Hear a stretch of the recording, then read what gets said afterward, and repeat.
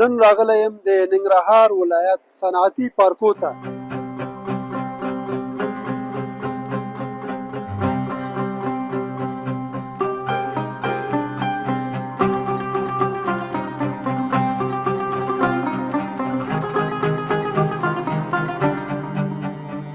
دا کومه مرحله ده؟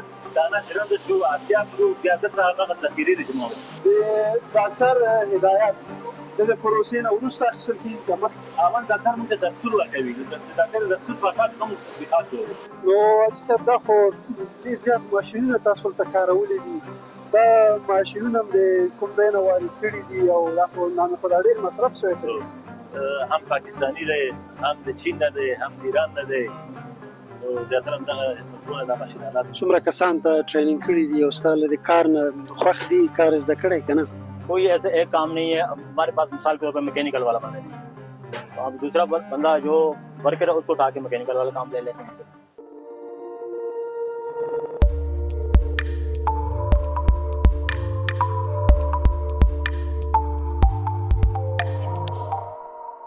د ماهیپر میډیا خوږو لیدونکو سلامونه، په دې هیله چې روغ او جوړ به یاست. نن راغلی یم د ننګرهار ولایت صنعتي پارکو ته. تاسو زما تر شا ګورئ چې دا د مشرقي د چرګانو دانې او یو ورځنیو چرګوړو یوه ستره فابریکه ده. نن غواړم تاسو ته د دې فابریکې په اړه هر اړخیز معلومات چې د چرګانو دانه څنګه له ابتدا نه تر اخره پورې تر تاسو رسیږي، ټوله پروسه به د دې د یو برخې یو مسؤل په واسطه تشریح کېږي. را سره پاتې شئ، خپرونه په زړه پورې دی، ټوله خپرونه را سره تر پایه وګورئ.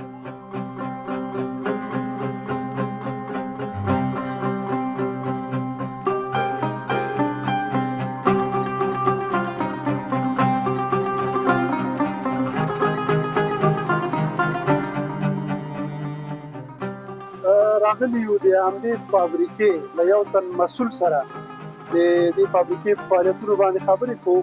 حاجي صاحب سلام شه. السلام علیکم. صحت دې ښه ده؟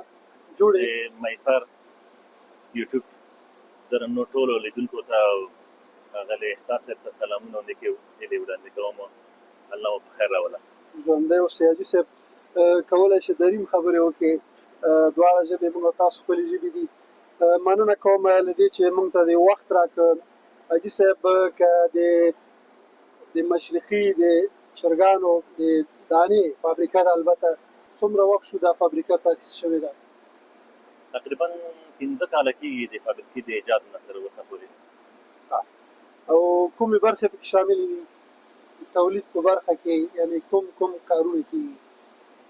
نو دا خو یو تولیدي فابریکه ده د چرګانو دانې او یو ورځنی چرګوړو تولیدي فابریکه ده. نو دلته د چرګانو خوراکي محصولات او یو ورځنی چرګوړو تولیدات لرو. دلته چې ولاړ یې حاجي صاحب، دغه کومه برخه ده د ګودام؟ دا خام ګودام دی. دلته معمولا هغه خام مواد چې راځي دلته ستا کېږي، هغه مواد چې اول راځي دا معمولا اول ټسټ کېږي، لابراتوار هم لرو ټسټ کېدی شي. نو دلته خام مواد دی، جوار دی، ریپسیډ میل دی، کانولا ده، فیډر میل دی، د وریجې پوډر دی، فیش میل دی. نو مختلف مواد دي. نو د سیزن په مطابق دا مواد چینج کېږي. یعنې په مجموع کې په دغه دانه کې چې کوم مواد کارېږي دا څو مواد دي؟ نو دا خو فورمول ده. دا مخکې ما درته ویلي چې دا نومونه هم درته وویلې، دا قابل د چینج هم دی او دې سره نور دوایي هم دی چې هغه خاص بل ګودام دی، هغه په مخصوص درجه حرارت باندې ساتل کېږي. نو دا دا کار فرموله ده. دا فرموله محفوظ هم دی او هر شرکت لپاره دا محرم دی. مننه حاجي صاحب. کله چې خام مواد دلته راغله دې نه بعد چېرته ځي؟ خام مواد چې دلته راغی دا ابتدایي پروسس دی نه شروع کېږي. دا خام مواد د فورمولې په اساس په سیستم کې موږ اچوو. هلته پاس دومه مرحله یې بل ځای کې ده؟ دومه مرحله بل ځای کې ده. اول مرحله تاسو یو کلیپ ورنه واخلئ، هغه به وشي مواد اچول کېږي، دې نه بیا پورته کېږي پاس ځي. ځو هغه مرحله هم ګورو. ځو روان.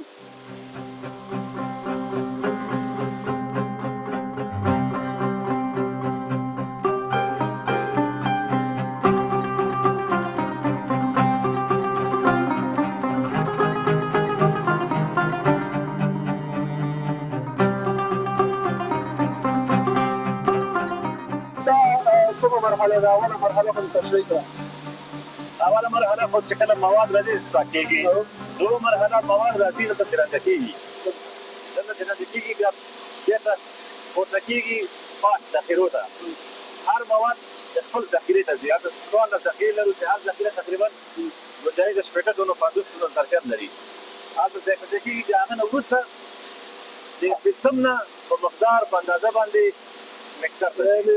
هلته د هغه درېیمه مرحله شروع درېیم مرحله شروع کېږي. یعنې دلته دغه کوم مواد نومونه چې تا واخیستل دا ټول دلته مکس کېږي، ټول ته مکس کېږي بېرته. او دلته د ژرندې نه وځي. دلته څه مواد چې دلته پیمانه یې زیات ده، دلته مکس کېږي. بیا کوم دوايي چې دی هلته بیا بل کوچنی مکسر لرو، هغه هم ورسره په لوی مکسر کې مکس کېږي. بیا پروسس ته ځي، نو په مرحله وار باندې پروسس ته ځي، نو بالاخره ورته مواد پروسس کېږي. زه حاجي صاحب درېیمه مرحله یې ګورو چې هلته څنګه ده، صحیح ده؟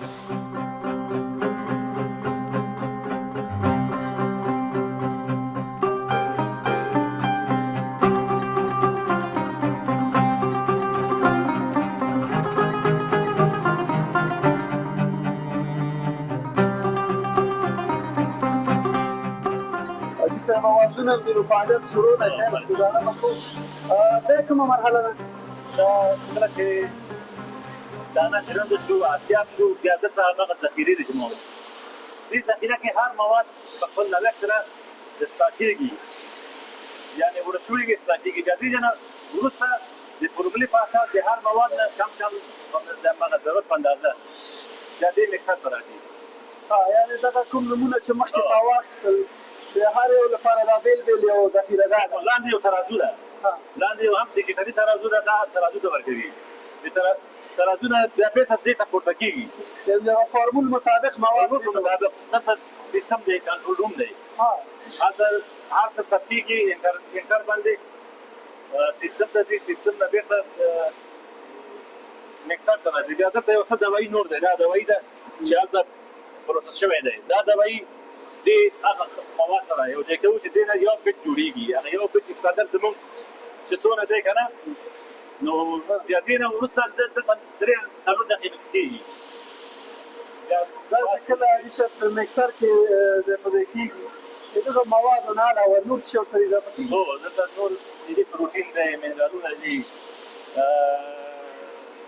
نور دوایيګانې دي چې د چرګ د ودې لپاره، د چرګ د ښایستوالي لپاره، د چرګ د عدالت لپاره هغه دوایي دی چې هغه موږ د چین نه واردوو، هغه هم ورسره مکس کېږي. حاجي صاحب د اوړي او ژمي لپاره په غذایي موادو کې توپیر شته؟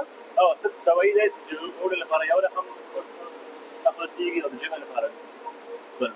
هغه د ډاکټر هدایت دی، ډاکټر خبردار کوي چې کوم دوایي کینسل کړي، کوم دوایي پکې اضافه کړي. د ډاکټر هدایت د پروسې نه وروسته اخیستل کېږي که مخکې؟ اول ډاکټر موږ ته دستور ورکوي، د ډاکټر دستور په اساس موږ تطبیقات کوو. یعنې اول مرحله د ډاکټر، نو دې نه بعد حاجي صاحب بیا چې کله فیټ آماده شو، بیا هم ډاکټر دا ټسټ کوي په لابراتوار کې. د هغه د فورمول مطابق دا نه ده، فورمول مطابق دا دې هغه کوم شی چې زموږ مطلوب دی هغه ترلاسه شوی دی که نه. که چېرې مثبت وو بازار ته عرضه کوو، که چېرې مثبت وو باید بل فورموله جوړوو تر څو د فارمرانو ضرر سبب ونه شي. حاجي صاحب د مکسر نه وروسته بله کومه مرحله ده؟ دلته چې دا مکس شو، دې سره هماغه بل مکسر ده ورسره غوړي هم مکس کېږي. بیا دا پورته کېږي پاس بل مرحلې ته ځو، پاس ځو بله مرحله.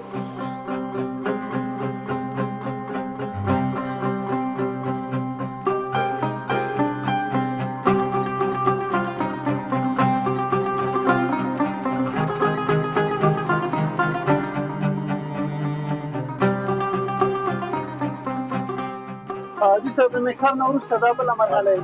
بله مرحله یې پیلوټ مرحله ده چې دلته دانه پخېږي، دې ته بخار ورکول کېږي، درجه د حرارت تقریبا 80 نه پورته. دې که څه وایروس هم وي، څه میکروبونه وي، د حرارت په وجه هغه هم له منځه ځي. دلته بیا د کپسول په توګه بل مرحلې ته وړاندې کوي. البته په دې جریان کې نور پروسونه هم دي، هغه عمده پروسونه ما تاسو ته تشریح کړه. دلته مثال چانټي واړه پروسونه نور ویل هغه پاس دي، تاسو به صرف د هغې کلک واخلئ. هغه د حرارت هدف همدا دی چې کوم مضر مکروبونه حشرات هغه له منځه لاړ شي. هغه له منځه ځي او په ضمن کې دا د کپسول په بڼه بیرته پرېس کېږي. یعنې دا یو ذره دغه جذبوالی را پیدا کوي. دانه دانه شي که نه.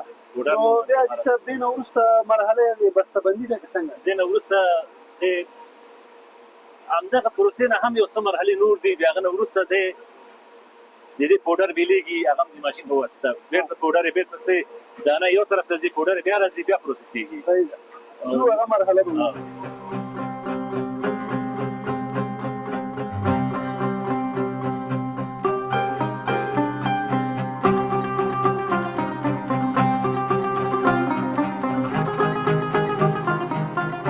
دا سایکلون ده، یعنې کولر ده. دغه دانه چې دلته پخېږي دا بیا ځي کولر ته. دا کولر نه ولاندې منزل کې دی. هلته د دې حرارت ویستل کېږي، دانه هغه نورمال حرارت ته راوځي چې ګرموالی له منځه لاړ شي او دانه لږ سپک شي، وزن خشوالی ختم کړي. دا کوم بخار چې ورته ورکول کېږي دا بېرته وچ کېږي. دا هماغه منطقې نه هماغه ځای نه دا حرارت باسي کولر نه داسې بېرته کښته شوی دی. هغه ځای نه ګورې بېرته داسې لاندې تللی دی. دا ټول د دې حرارت راباسي. نو حاجي صاحب دا خو ډېر زیات ماشینونه تاسو هلته کارولي دي. دا ماشینونه هم د کوم ځای نه وارد کړي دي او دا خو ډېر مصرف شوی دی. دا تقریبا د 6 منزل دی. نو دا هر منزل کې همداسې ماشین آلات دی. دا ماشین آلات هم پاکستاني دی، هم د چین نه دی، هم د ایران نه دی.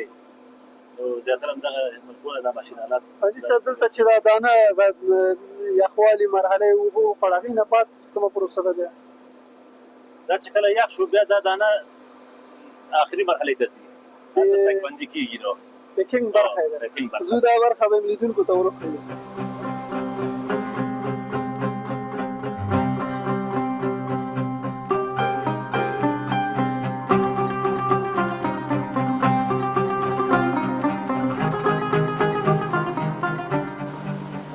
لیدونکو تاسو د فابریکې له شپږم منزل نه د دغې شاوخوا فابریکې فوټیجونه ولیدل.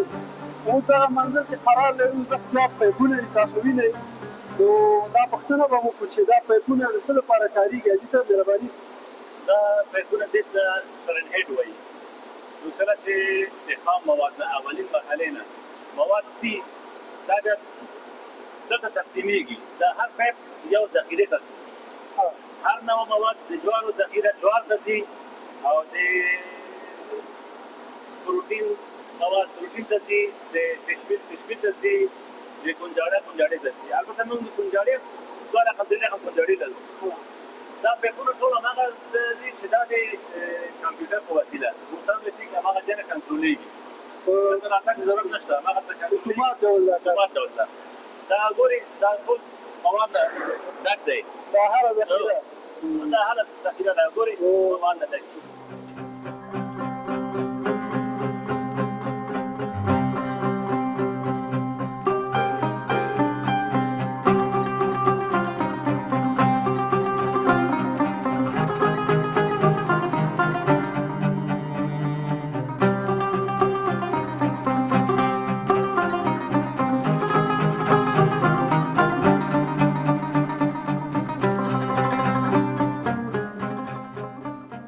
حاجي صاحب وروستۍ مرحله یې که تاسو تشریح کړئ چې وروستۍ مرحله یې کومه دی؟ او لیدونکو خوشبختانه موږ سره د دې برخې یو خارجي متخصص هم موجود دی، د ده نظر به په جریان کې واخلو. نو حاجي صاحب د پیکنګ مرحله یې څنګه دی؟ ڈاکٹر صاحب لاسٹ پروسیس آپ بتاؤ.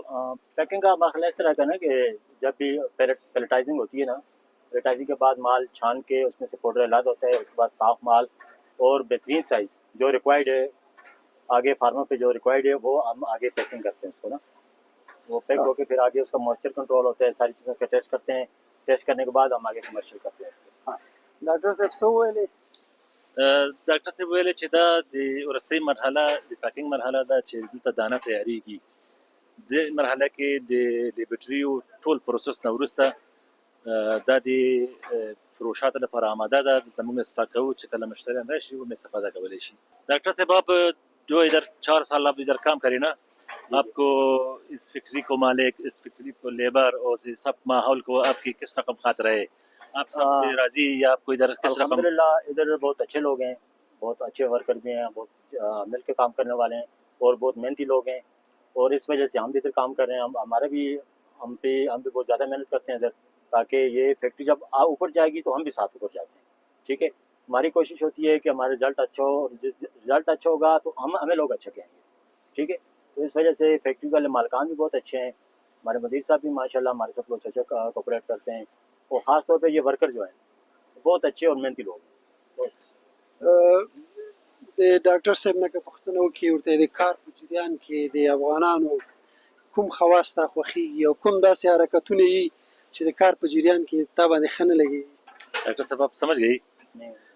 اب یہ ذرا بتایا، میرا اردو ہم ٹھیک نہیں کہ جو اب ادھر کام کرے کام کے در جریان، یہ افغانی لوگ کے، آپ کو افغانی لوگ کے کون اس کو طبیعت خاصیت اس کو کردار آپ کو پسند ہے، اور کون خاصیت اس کو افغانی لوگ کو آپ کو پسند نہیں؟ نہیں، الحمدللہ بہت اچھے لوگ ہیں، جو ہماری سوچ سے بڑھ کے اچھے لوگ ہیں. ٹھیک ہے، جو کام ہم کہتے ہیں وہ آرام سے کرتے ہیں، طریقے سے کرتے ہیں، کام کو سیکھتے ہیں، اور اس حساب سے بہت اچھے ہیں. اور ہماری تقریباً یہ لوگ ایک تو وعدے کے پکے ہیں. ٹھیک ہے، جو بات کرتے ہیں وہ کام کرتے ہیں. ٹھیک ہے، اور محنتی لوگ ہیں. ٹھیک ہے، اور ہمیں ان سے کوئی شکایت نہیں ہے. الحمدللہ آج میرے 4 سال ہو گئے ہیں، میرا بہت دوستانہ ماحول ہے ان لوگوں کے ساتھ، گپ شپ کرتے ہیں، ہر کھانا پینا اکٹھا ہے، سارا رہن سہن اکٹھا ہے ان لوگوں کے ساتھ. اور ہمیں کوئی فیل نہیں ہو رہا کہ ہم پاکستان میں یا افغانستان میں. ډاکټر صاحب نه که پوښتنه وکړي د دغه چې تا کومه دنده اجرا کړې دي په جریان کې څومره کسان ته ټریننګ کړي دي او ستا له دې کار نه خوښ دي، کار زده کړی که نه؟ ڈاکٹر صاحب یہ بتایا کہ آپ جو ادھر 4 سال ادھر کام کرے نا، آپ کو ادھر افغانی لوگ کتنا لوگ آپ کو ادھر کا اس کو کام سکھایا؟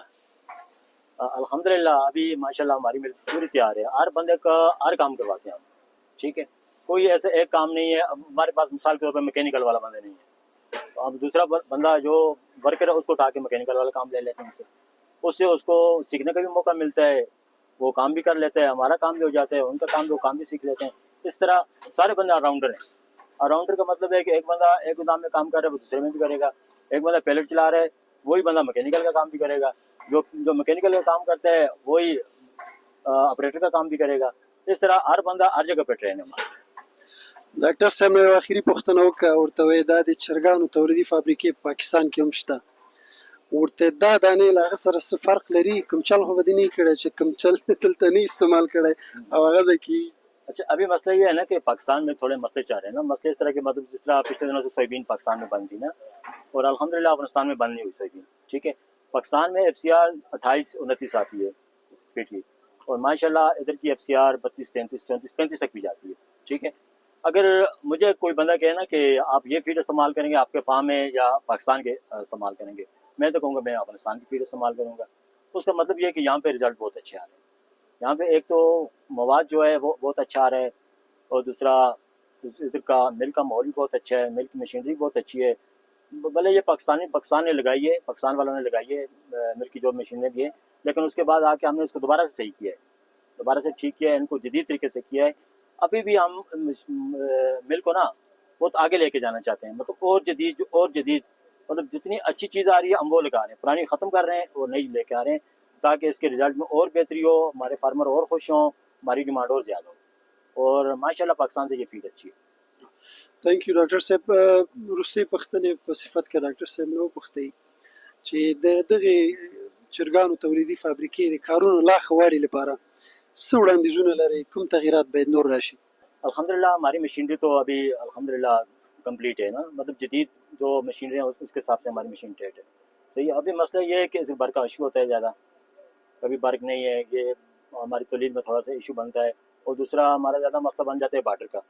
اگر بارڈر بند ہو جاتا ہے پھر ہمارے مال کی ترسیل بند ہو جاتی ہے نا، پاکستان سے جس طرح جوار آتی ہے اور اسی طرح کی چیزیں آتی ہیں، ریپسیڈ میل آتی ہے، پالش آتی ہے، تو تھوڑا سا مشکلات ہوتا ہے. ٹھیک ہے، اور اس کا بھی حال ہے، ہمارے ماشاءاللہ سب جو ہے اسٹاک اچھا رکھتے ہیں. ٹھیک ہے، ابھی مکئی کا اسٹاک بھی ہمارے پاس اچھا ہے، اور ملوں میں نہیں ہے، ہمارے پاس اچھا ہے. پاکستان سے مکئی نہیں آ رہی، لیکن الحمدللہ ہمارے جو صاحب ہیں وہ اسٹاک کا بہت خیال رکھتے ہیں. تھینک یو ډاکټر صاحب.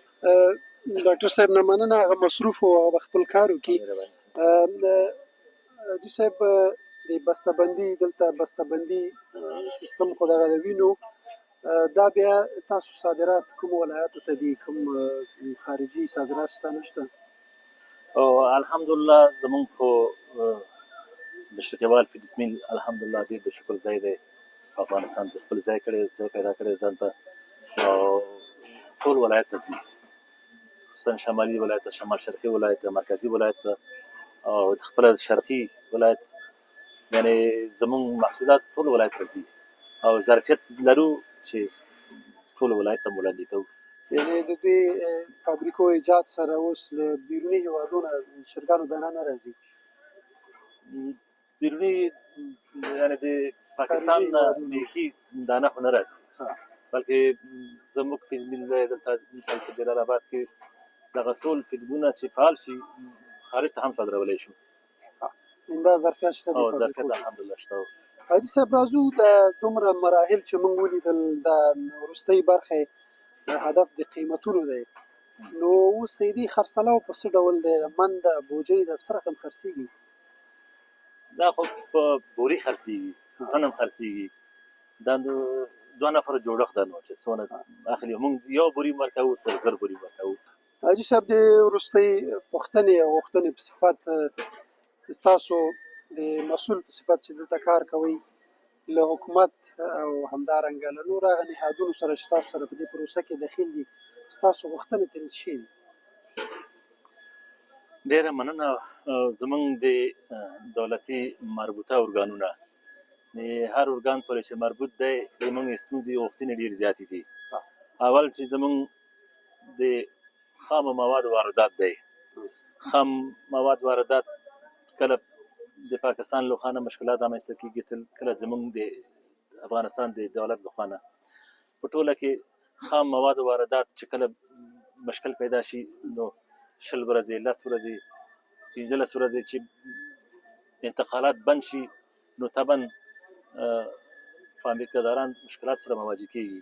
موږ الحمدلله سټاک لرو، موږ دا مشکلات په نظر کې نیولی دی او موږ د 2 میاشتو یا 6 میاشتو لپاره موږ سټاک کوو. تاسو ته موږ معلوم ده دا سټاک دغه سټاک دی. یعنې بندرونو کې ګاونډیان دا مشکلات یو مشکل لا دی، بل مالیاتو کمول پکار دی،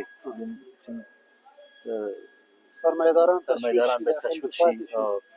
بل کانالیزاسیون سیستم نشته، سړک نشته، دلته په دې صنعتي پارک کې کلینیک نشته او برق نشته.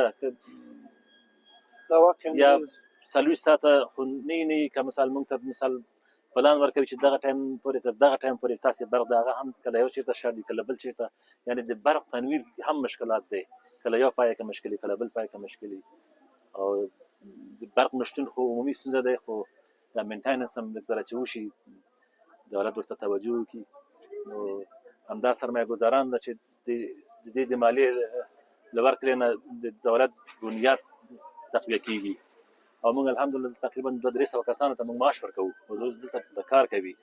که دغه سرمایه ګزاري نه وي دا هم د 300 کسان هم په دولت ټاکو. نو دغه ستونزې دي. مننه حاجي صاحب، په دې هیله چې حکومت ته واړونده ادارې دغه ستونزو ته د سرمایه‌دارانو چې تشویق شي دلته پاتې شي نو دا ستونزې باید حل شي، دا د دوی حق دی.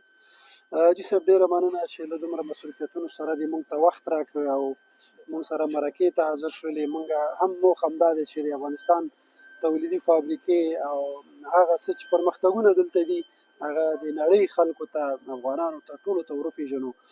د ماهیپر میډیا خوږو لیدونکو، زموږ خپرونه د ننګرهار ولایت صنعتي پارکو کې د مشرقیوال چرګانو دانې او ورځني چرګوړو فابریکه کې په همدې ځای کې پای ته ورسېده.